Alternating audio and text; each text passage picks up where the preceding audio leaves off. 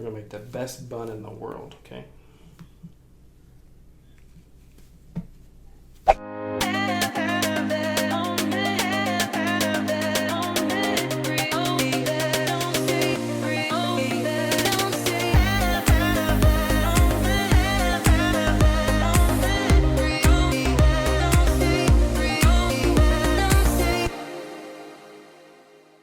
Hey everybody, welcome back to my channel. Today's video is featuring Mariah, our youngest, and Maya, who's over there, who's going to join in a second. So the first video I did with hairstyling was for styling Maya's hair, which is very, very long, it reaches her hips, and a lot of dads, way more than I was expecting, actually I wasn't expecting anyone, commented on that video asking for me, one, to slow down, and two, more, I guess, in depth of how to literally style a child's hair. It's not second nature to dads, so I wanted to make kind of like a series with styling it and kind of explaining it more in depth. My husband's going to step in for the second video in the series. I know some people actually suggest that too, with my husband styling a child's hair, to see another husband, dad, do a hairstyling video to help out. I'm not a hair professional whatsoever. I wasn't trained, nothing. This is all just personal experience, being someone who has naturally curly hair and having 2 daughters with curly hair, but I'm not a trained professional, nothing.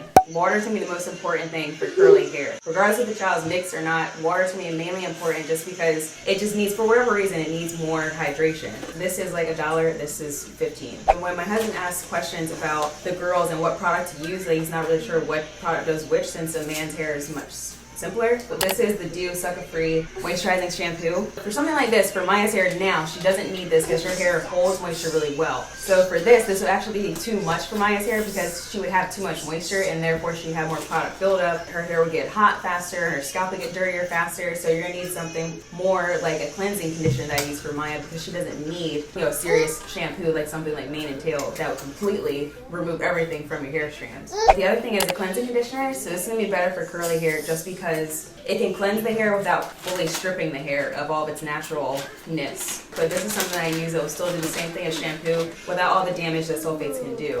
The other thing is a deep conditioner. Basically what it says, a deep condition. So it goes further than what a rinse out conditioner or a cleansing conditioner will do. This is something that you'll leave on your hair for an extended period of time. Anywhere from 3 to 5 minutes is what it usually says on the bottle. I'll sometimes do 5 to 10 minutes for Maya. For myself, I'll do it like overnight sometimes. So it just depends on what the hair actually needs. And the way you can tell what curly hair needs is it'll tell you. If you think of a pair of jeans, when they're dry, like they're lighter in color for the most part, and when they're wet, they're a lot darker. How much water do you need? Well, it'll tell you because it'll look lighter in color versus another strand of hair that's darker in color that has more moisture. So, and again, that's going to be different depending on every child because Mariah's hair, for example, it needs a whole lot of water, even though you're spritzing it and drenching it in water, but it's still taking it more just because her hair is drier more. All 3 of these products, shampoo, cleansing conditioner, and deep conditioner, all of them have to be washed out of the hair. None of these need to stay in the hair. So these are really things that you'll use like maybe once a week each, or one of them maybe once a week. Just depends on what the routine is for your child.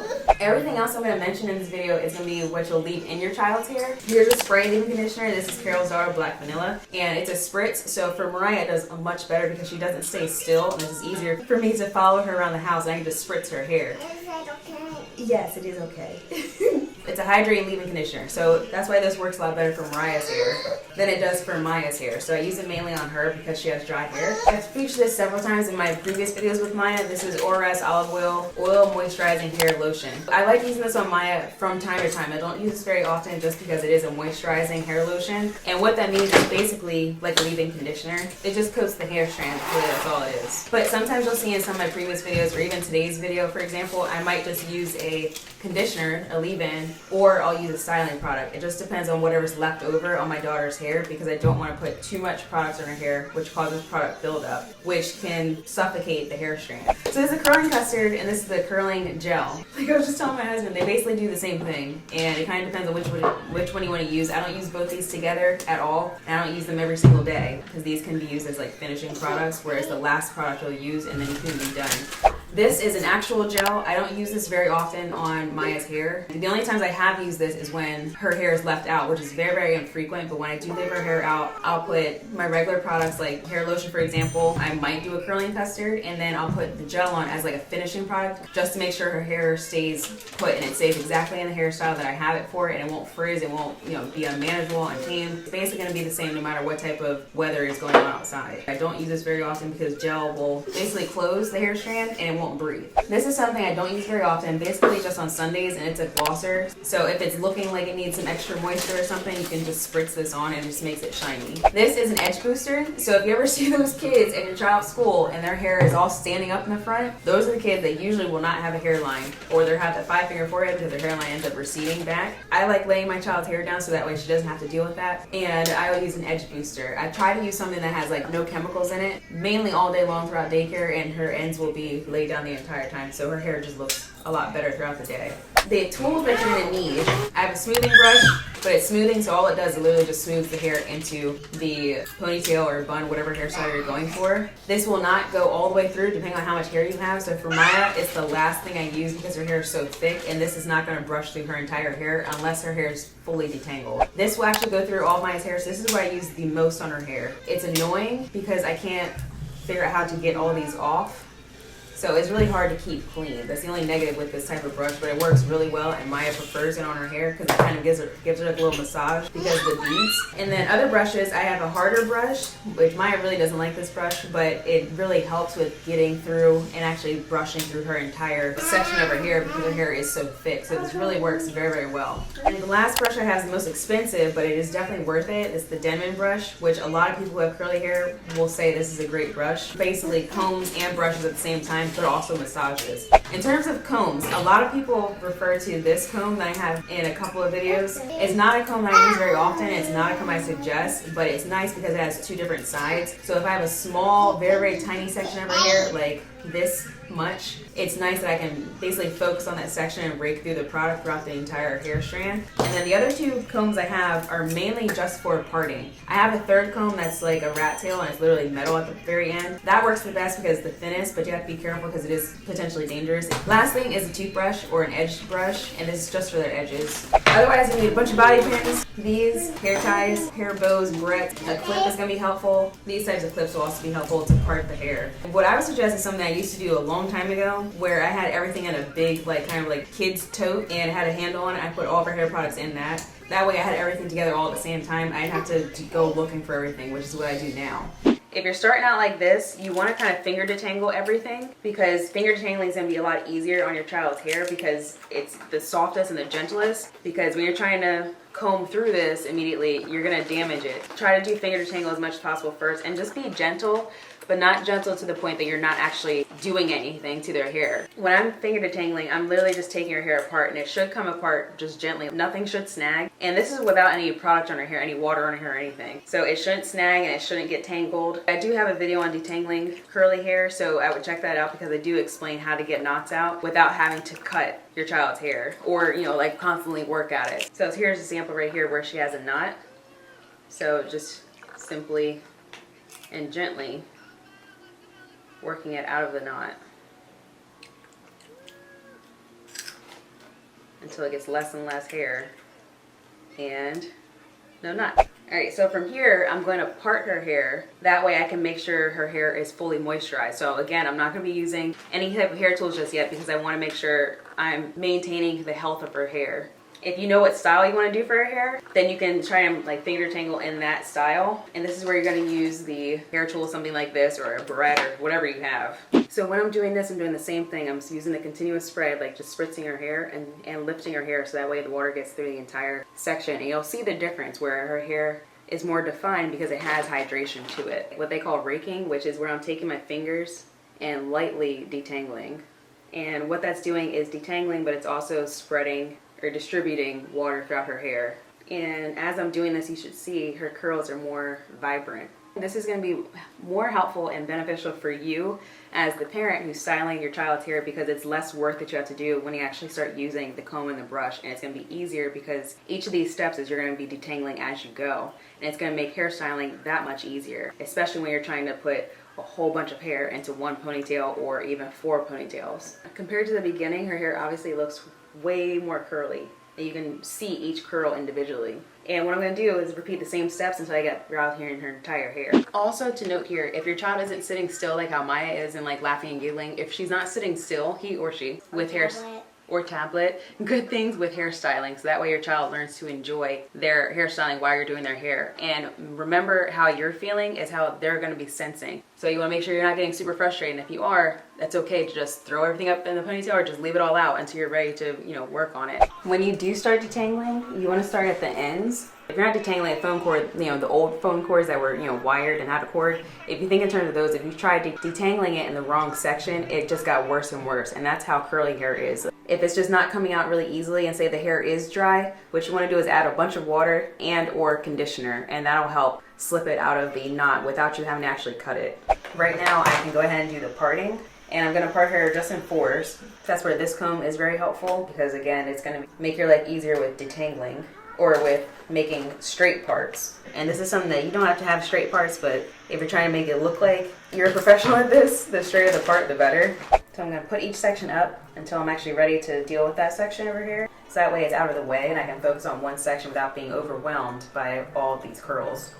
And if you're running late or this is something that just seems like I'm taking so much time just to do one style, this is something that I usually do at night. That way I don't have to do it in the morning because it's just that much easier. And that's like right now, like I'm parting her hair in four, so tomorrow she's gonna have 4 ponytails when she wakes up in the morning because it's much easier because I already did the prep the night before. All right, now what's gonna make this a lot easier is if you divide this up, and that way you're working on small sections at a time. Once you're used to doing this, you'll be able to, just start from the bottom, work your way up. But if you're first starting out, this is going to be more helpful if you just divide it up in sections, and that way you can apply the product perfectly to all of her hair strands or reapply water as necessary. Just because this section of her hair on the outside is moisturized, that doesn't mean the inside of her hair is. This is what this sounds like. Now, that's what it should sound like. That's what the brush sounds like. If it sounds like anything other than that, like kind of like you're raking straw, if you can hear yourself combing the hair, that's not a good sign. You should only hear the brush if the brush makes a sound. The other thing with the Denman brush, it also helps to revive your curl or your child's curls as you're combing through or brushing through their hair to help with styling. So that's another benefit of using the Denman brush. And you should be able to go right through her hair just like this, all the way to the end, and her hair will start to curl right back up. And I just go through section by section until I'm all done. And you might wonder why I'm adding so much water. It's just because Maya's hair dries. It holds water really well, but it also dries very fast. So when I'm putting this curling custard in her hair, I'm starting at the mid shaft and working my way down, and whatever's left I'll put in the front of her hair. Just because I don't want it too close to her scalp, because the closer it is to the scalp, the more it'll clog up her pores on her scalp. Her scalp won't be able to breathe, thus making it harder for her hair to grow. Because it's going to be so much product that's on her actual core that's blocking, hair growth because air is not getting to it. So some people wonder why their child's hair isn't growing. That's probably why they're probably using way too much product, because a lot of people, for whatever reason, think curly hair, especially mixed hair, needs all this product, and it really just needs water and conditioner, and that's mainly it. So this is with a little bit of product and water and detangled, and this is just water and leftover products. So you can see there's not much of a difference because, like I said, all you need is really just water and to detangle. But you can see where I added using a hair tool versus just using my fingers, and they, for the most part, look the same. So you really don't need to do a whole lot to your child's hair. So from here, before I move on to the next section, I'm going to put her hair up. So what I would do is gather all the hair together with my hands, and then from here, because everything's already detangled, I don't need to go back in with a comb or anything like that. So what I'm going to do, because it's already detangled and I already smoothed everything as much as I can, is use the smoothing brush and start from her edges, like as close to her hairline, like literally like right here as possible, and work all the way around. And all this is going to do is just smooth her hair together, more so than what my actual hands can do. The only time I use this, if I really just want to get it extremely smooth, then I'll use this. But this is just a lot harder, so it's going to go a lot deeper into her hair, but I don't need to do that because I'm using a smaller section of hair. If I were using the entire side, like this whole half of her hair, then I would probably use this, just because this will go a lot deeper because it's, more coarse and it's a lot stronger of a brush, and it'll also smooth, but just it goes a little more in depth. But I don't need to do that just because I have a smaller section of hair. So I like to keep hair ties on my wrist just because it's easier to get. What I'm going to do is put it around my hand, like so, and then grab her hair with that same hand. While I'm holding her hair, I'm going to pull the hair tie off my hand and onto her ponytail, and then pull the ponytail through. So it should look like that. Once I'm here, I'm going to twist the hair tie. All I did, it's open, The only thing that's in it is her hair. I'm just going to twist it like that. And then put my hands back through to pass the hair to the other hand that has the hair tie around it. And do the same thing with just pulling the hair through. So same thing, the hair band is open. So I'm going to twist it again. Put my hand through it. And then pull the hair into that hand. And go until it's tight enough and her hair isn't being pulled where it's too tight. Now if your child is older, like how Maya's 5, your child will tell you if it's too tight. Like it's pulling their scalp, then it's too tight. So I'm going to repeat the same steps. Pull the hair through. If it's open, twist. And this will be the last time I do it because I can't fit as much my hand in. And then pass the hair through that. And here. And that's as much as I'll go. So her hair is still, it's taut. So her hair is not going to be coming out. Basically, it won't just slide off. But it's not tight to the point that, like, you know, she's complaining about it or it's, you know, pulling on her edges where, you know, it's basically about to rip her hairline off. So from here, a lot of people have asked, including my husband, he wasn't sure how to do, like, the twists, for example. So I just like doing twists just because I feel like it's a little easier. To me, twists are easier because you only need 2 sections of hair to make the twist. With braiding, you need 3 sections. To do a twist, you're going to divide this section up. 1 small section, there's the rest of her hair. I'm going to divide this in 2. And the smaller the section of hair, like this for example, the better it'll stay in its style. So what I'm going to do is divide it in 2, like this. All I'm doing is literally just wrapping it around itself. So all I'm doing is passing the hair to each hand. So I'm going to pass this section of hair to this hand. Literally just passing the hair to each hand. So this strand that's in my right hand, I'm passing it to my left. And the one that was in my left hand is now in my right. And that's it. And I'm trying to just keep it as tight as possible. And to make it tighter for a twist, all you do is just pull up. So what you can do to practice, if you don't want to practice on your child's hair, you can use shoestrings to practice and just wrap it. All you're doing is literally wrapping around itself. Oh, like when you're wrapping Christmas lights around a tree, you're just wrapping one thing around the other. And I do it until I get all the way to the end. And if for whatever reason, like it doesn't feel like Maya's hair is going to stay in this style all day, that's when you can take kind of like a cheating thing. You can take like an edge control, put a little bit on your finger, and just wrap the last tiny bit right here. So that way it stays and it basically like locks it in place. Or you could use these plastic hair ties, but I don't like using these on Maya's hair just because it can tangle. Dividing this small section into 2. And you want them to be as even as possible just so the strand looks good because it's going to look weird. It'll kind of look like, you know, you have one big muscle on one side and one small on the other side. Just passing the hair to each hand. So passing the right hair to the left hand to the right hand. So this is my right hand, passing it to my left hand, and passing the left hand hair strand to the right. Passing it to left, passing it to right, passing it to left, passing it to right. And on this side, I'll show you how to actually do a braid or a plait. I'll try to break it down as best as I know how, but again, I'm not a professional. What I like doing with the twist, especially if I divide it up into sections, like it's just not one big twist, what I like doing with this, it makes nighttime, like bedtime hair, it saves me a lot of time because I can just do the same style the next day. So what I'll do is just take this out and then just braid this. After I show you how to braid, and then her hair goes so much easier at night because it's already styled for the next day, and it's a lot easier to style at night and keep her hair, you know, basically maintained throughout the night. So that's also like a time saver. So you know if you're getting all the way through it, if you can see the comb, like the brush, like the hair should look like this, where it's all the way through. If you're going like this and brushing it, you see how you can't see the brush up here? You're not getting all the way through and actually detangling their hair. So you're just combing the surface, which means you're damaging it. So that's something also to keep in mind. You should be going all the way through the hair and coming all the way down. You should see some of it. I'll add a little bit of edge control so you can see the difference. And she's super active, but this stuff does pretty well for the most part, where it actually holds. I like to do it all the way around of the section, including like the middle, because it just looks, I don't know, it just looks like it stays more in place and it's more taut than it actually is. And then what I'll do is actually brush it. And then grabbing the hair with that same hand with the hairband, and then pulling the hairband off of my hand while holding the hair still. And pulling the hair through. And this is where it's helpful to have your hair the child's hair divided in sections, so that way you're not pulling hair from other sections that's not done or that you don't want.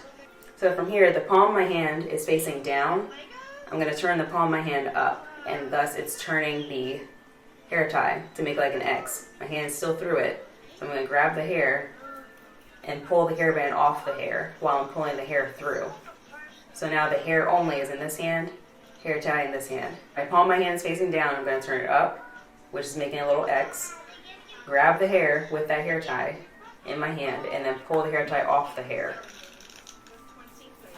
This is where the smoothing brush comes into play because I have a small bump right here of her hair, and that's where I let it get a little loose. So it's an easy fix, but that's where the smoothing brush is super helpful. You see her hairline is more defined, like it looks like it's more styled, like you can see the swoops.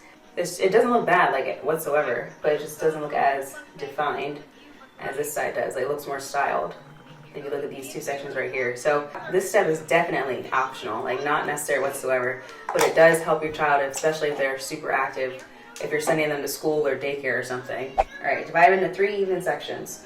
2 on my left and 1 on my right. Bring part A, B, C. So I'm bringing A to the middle, bring C over A to the middle. So it should look like that. And I'm going to do the same thing. Bring, this is now B to the middle. Bring this one over my last one to the middle. You should see the braids starting to form. So you bring the outer left to the middle, outer right over what you just did to the middle. So bring that one to the middle, bring this one over to the middle. So basically you're just going to overlap everything that you just did. So once you bring something to the middle, the next one you bring to the middle, you're going to switch sides. So left, right, left, right. You're going to take the left line, it's going to go over whatever's in the middle, regardless of which one it is. This is in the middle now, so you're going to bring the outer right one to the middle. Outer left to the middle, outer right to the middle. And you're going to keep repeating that same step. And again, you can always practice with like 3 shoestrings. And I try to braid it as much to the end as possible. And this is how you know you grabbed the right amount of sections if you're not running out of a side. This is what her braid will look like when it's all done. So now you have one side that's braid and one side that's twist. And so now you can see the difference. Again, I'm finger detangling, so this section I'm going to show you how to do a bun. So again, finger detangling in a raking method is going to distribute product. Now that I do that, I can go through and use the detangling brush and start from the ends and work my way up. You can use a wide tooth comb like this to also detangle. It does the same thing. I prefer using this on Maya's hair when I'm washing her hair. So when I use the rinse out conditioner in her hair, I'll distribute that and let it sit in her hair for a little longer. That's when I'll use this. Otherwise, I don't really use this unless her hair is all out and I'm going through and doing it, but really I only save this for like wash days. So this, for example, is where you'll need the smoothing brush. You might be able to tell on the camera, but I can tell I'm smoothing it together, but it doesn't look all cohesive. Like I can see little gaps and ridges. So that's where the smoothing brush is helpful because it'll smooth everything underneath together. And again, this is where if I have more sections of hair, I'll use the other brush because it'll go a little deeper. So if you're not getting all the way to the center with the brush you're using as a smoothing brush, I'm going to switch it out for something a little more coarse. Now for this, I'm going to show you guys how to do a bun. So you can do it simply, just have it all together and just really just twist it, like a simple twist, just turn the hair.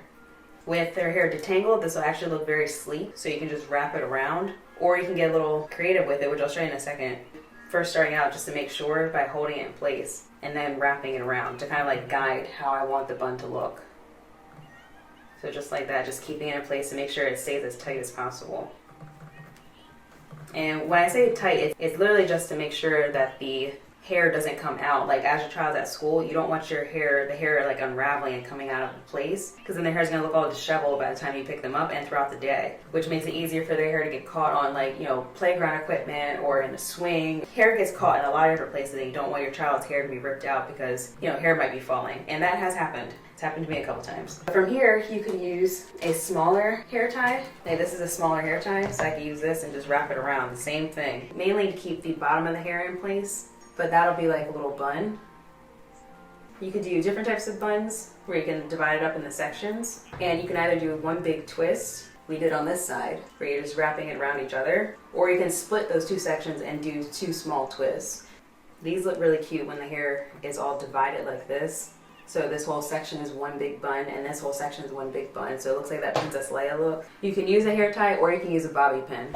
Okay, so I've shown you twists on one side, braid on this side, bun right here, how to do a bun, and then this one I'll just show you how to put in and then just leave it in a ponytail out, which is what a lot of parents I think do. But the more hair is out in a ponytail or one giant ponytail, or if the hair is all out with no hairband, hair elastic at all, the more it's exposed to damage, to the weather, the elements, or just rough housing and rolling around the carpet, the floor, rolling around at school, at daycare. So the more exposure curly hair or hair in general has, the more likely it will be damaged. Granted, you have all these products on the hair that's meant to like protect the hair. If you think like when you go to the beach, you put on sunscreen, but sunscreen says to reapply every 15 to 20 minutes, and most of us don't. So some people will still end up with sunburn. That's kind of like with the hair. So even though you're putting product on the hair to protect it, that doesn't mean it's going to protect it against, you know, rolling around the mud or the dirt or on grass or running into something or, you know, anything like that, or having wind constantly, you know, rough winds. It doesn't mean it's going to protect the hair against any type of element or rough housing from your child. That's why I don't like leaving Maya's hair out, because she is very rough. Even at school, you know, you don't want other kids pulling their child's hair.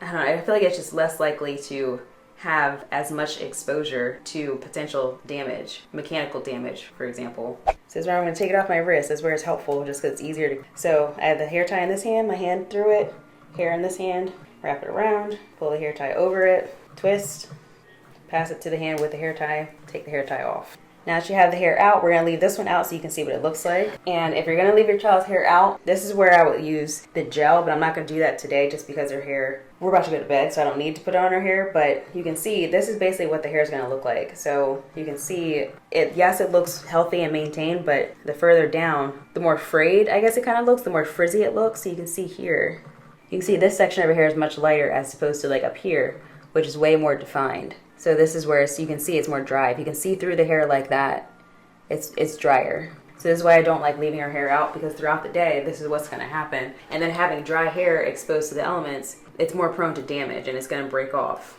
If I were to do this, I'd add as much water as possible. Like, you don't want to drench it, but you do want to dampen it.